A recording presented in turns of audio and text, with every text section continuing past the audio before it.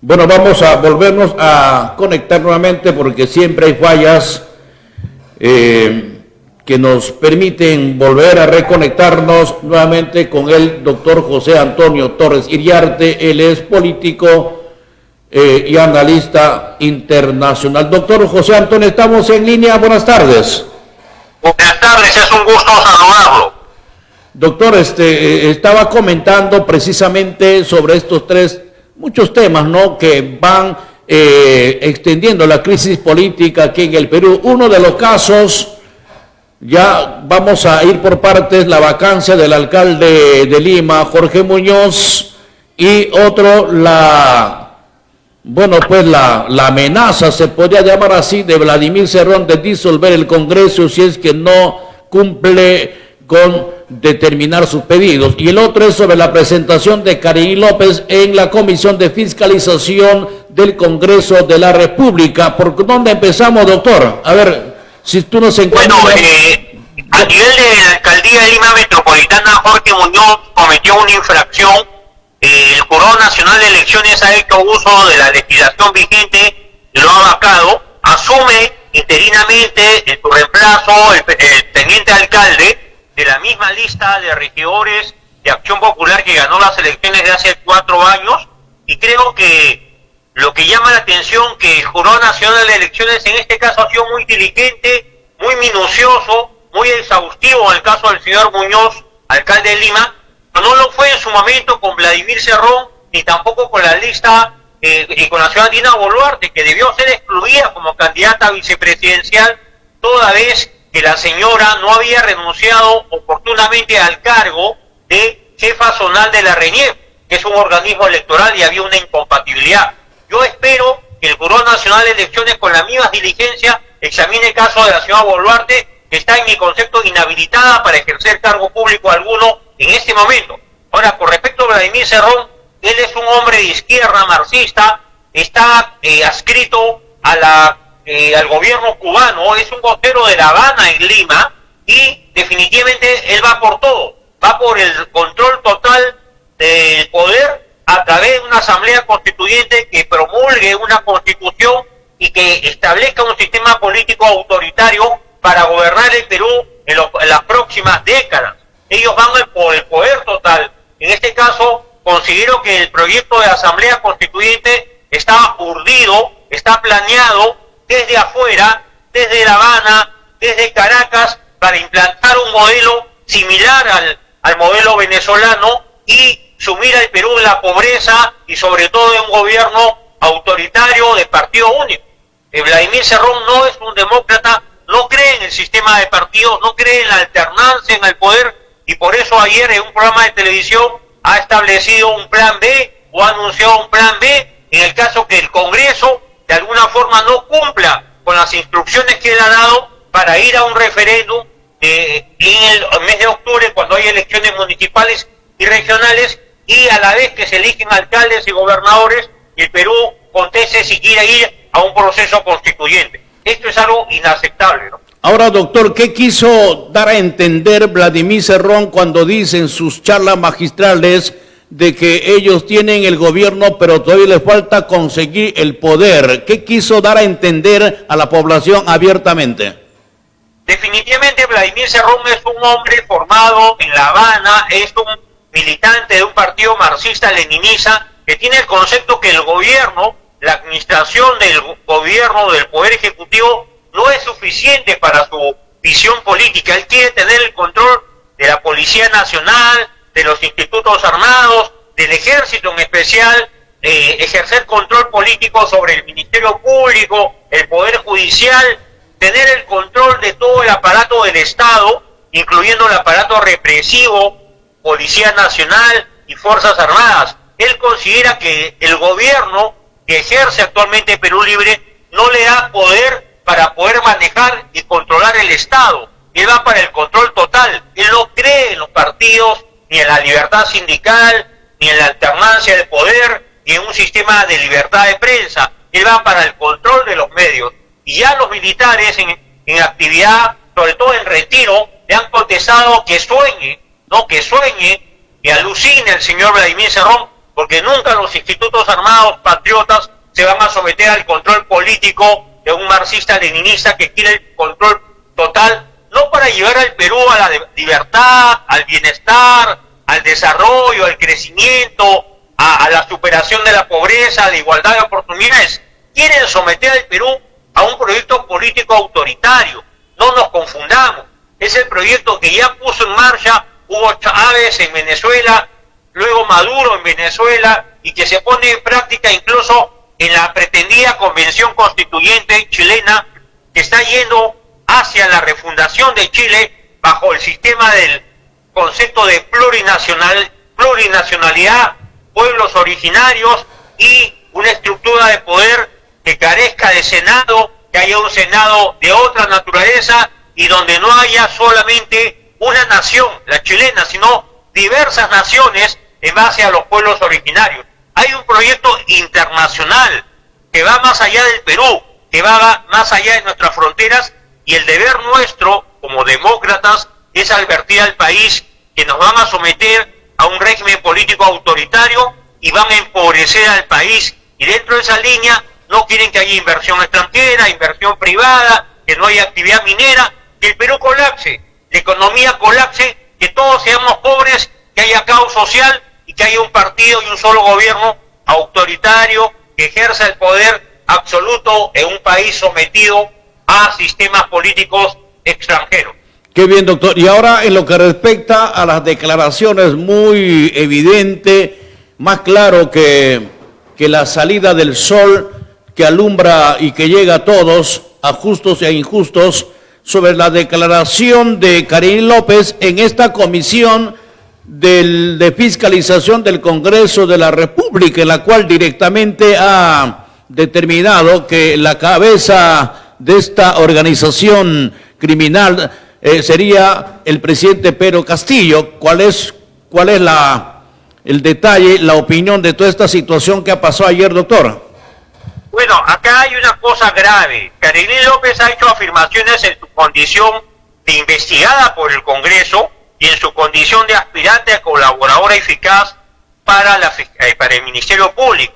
Ella no puede mentir, está bajo juramento, y si ella mintiera, pondría en riesgo su condición de aspirante a colaboradora eficaz. ¿Qué significa que ella quiere colaborar con la justicia? Quiere contar la verdad para que su pena, cuando le impongan una pena por los delitos cometidos, se atenúe, su responsabilidad se atenúe. Ella está haciendo, entendemos, un acto de veracidad, no está mintiendo, y ha señalado como jefe de una organización criminal o delictiva al propio presidente Pedro Castillo. No olvidemos que Bruno Pacheco, el secretario general de la Presidencia de la República, tiene orden de detención, está no habido, está prófugo. Los sobrinos del presidente Castillo, sus sobrinos, ¿no?, han tenido participación directa en el gobierno, eran los operadores, eran los interlocutores del presidente con los ministros, cumplían instrucciones, manejaban la agenda del presidente, han cumplido una función política y de gobierno los sobrinos, que también están con orden de detención y que no son habidos. Creo que la tarea de la policía es demostrar que está cumpliendo una labor profesional y encontrar a Bruno Pacheco, encontrar a los sobrinos, ponerlos a disposición de la justicia. Hay un mandato judicial de orden de detención preventiva. Yo dudo que la señora Karelin haya mentido, y esta mañana el señor Aníbal Torres dice que exhorta al Ministerio Público que confirme, corrobore o contradiga los dichos de la señora Karelin. Lo que el señor Aníbal Torres debería hacer es convocar una conferencia de prensa y negar categóricamente las imputaciones. Lo propio debe ser el presidente Pedro Castillo. Si son hombres de honor, de palabra, que convoquen una conferencia de prensa, desmientan a la señora Karelin. Las imputaciones son serias y son verosímiles. El señor Bruno Pacheco estaba nervioso, estaba presionado por el Ministerio Público y tenía temor por su libertad, y le dieron una seguridad que lo podían llevar al exterior, a Panamá, para que él huya de la justicia y el tema político se resuelva. Lo real es que no ha sido resuelto. El presidente Castillo se le ha imputado graves cargos, y ya está claro que el presidente Castillo desde el primer día no quería estar sometido a ningún tipo de control político. Por eso La primera semana, no olvidemos, la primera semana como presidente despachó en Zarratea, como si Zarratea fuera Palacio de Gobierno. Incluso el día que dio el mensaje al país cuando asumió el cargo de presidente de la República el 28 de julio del año pasado, dijo que el Palacio de Gobierno iba a ser convertido en el Palacio de las Culturas. Él quería hacer la Casa de Zarratea un domicilio privado, el despacho presidencial, lo que es algo inaceptable. En ningún país del mundo ocurre eso, ni en Argentina, ni en los Estados Unidos, ni en España. En ningún país del mundo el presidente despacha en un domicilio privado, tiene un despacho establecido, un domicilio legal, en este caso la Casa de Gobierno, Palacio de Gobierno. Él no quiere ser visto porque comete delitos, llega a la medianoche a la Casa de Zarratea, con una gorrita, camuflado. ¿Qué tipo de presidente tenemos? Es virtualmente una persona que no tiene vocación por gobernar y hacer el bien común, pretender llegar a acuerdos con la oposición, impulsar políticas para reducir la pobreza, crear empleo, atraer la inversión, sino pretende hacerse de dinero mal habido, enriquecerse. Seguramente ya ha colocado dinero fuera del país porque no por gusto su señora esposa ha viajado a Europa más de una vez durante estos meses. Ahora, doctor, ¿qué va a pasar hoy en adelante? ¿Qué pasos tiene a seguir el Congreso de la República, en este caso la Comisión de Fiscalización, ante estas declaraciones bastante comprometedoras de Karine López? Bueno, Karine López, como repito, ha hecho una declaración ante la Comisión de Fiscalización. Ella está siendo investigada por el Congreso, pero a la vez hay una investigación de la Fiscalía. ¿Qué debe hacer políticamente el Congreso? Considero que es necesario retomar una iniciativa para una vacancia presidencial ante los hechos nuevos. Debe seguir su curso la investigación en la Comisión de Fiscalización y además considero que la denuncia constitucional por traición a la patria o el tema del ofrecimiento de mar para Bolivia debe continuar su trámite con celeridad. Creo que debemos ir a un camino de transición democrática. La Asamblea Constituyente planteada vía referéndum en una primera etapa no tiene ningún sentido, ningún aval. Pedro Castillo y Perú Libre son una minoría en el Congreso. La democracia se caracteriza porque la mayoría impone su punto de vista, la mayoría impone su posición a la minoría. No puede haber la dictadura de una minoría sobre la mayoría. Ni las encuestas, ni el país, ni los hombres y mujeres del Perú quieren una asamblea constituyente. Hay tantas prioridades: reactivar la economía, promover la inversión, crear empleo, reducir la pobreza, apoyar a las regiones, evitar el sabotaje a la inversión que hay en Cuajones.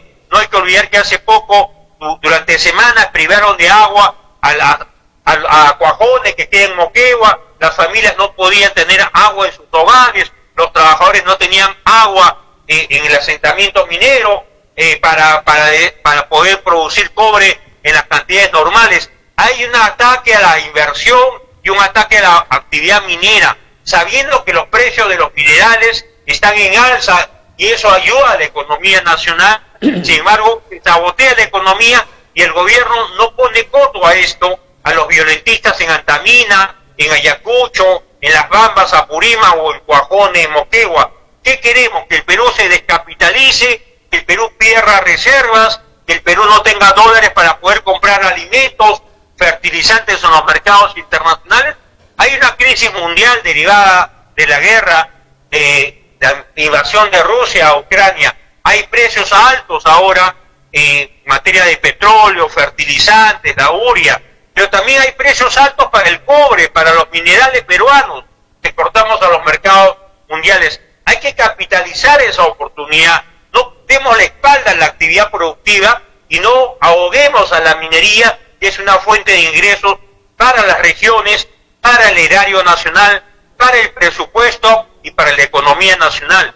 Por lo tanto, pongamos fin a un gobierno que quiere llevarnos y sumirnos en la pobreza y debemos abrir, y esa es mi reflexión final, un camino hacia una transición democrática que haga posible la unidad nacional y la prevalencia de la libertad y la democracia por encima del autoritarismo y la amenaza comunista en el Perú. Qué bien, doctor, le agradezco su opinión, su detalle sobre este tema, no de esta crisis política que vive el país, Gracias, doctor, por participar en el programa de Hágase Justicia. Buenas tardes, doctor. Gracias. Muchas gracias, buenas tardes.